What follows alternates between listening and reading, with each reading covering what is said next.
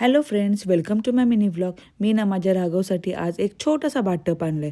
त्याला ना पाण्यात खेळायला खूप जास्त आवडतं, म्हणून त्यासाठी एक छोटंसं सरप्राईज आहे.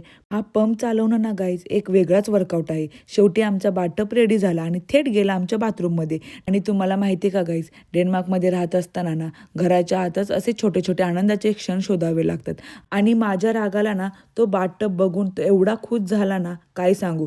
पाण्यासोबत खेळायला कोणाला नाही आवडत यार, सगळ्यांनाच आवडतं.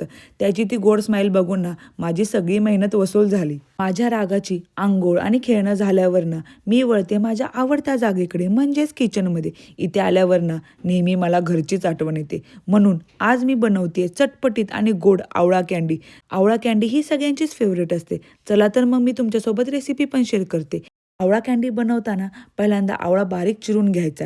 त्याच्यानंतर पाक बनवायचा असतो. पाक बनवण्यासाठी 1 वाटी जर पाणी घेतलं तर 1 वाटी साखर घ्यायची. त्याच्यामध्ये मस्त वेलचीची पूड टाकायची आणि 10 ते 15 मिनिटं पाक बनवण्यासाठी ठेवून द्यायचं.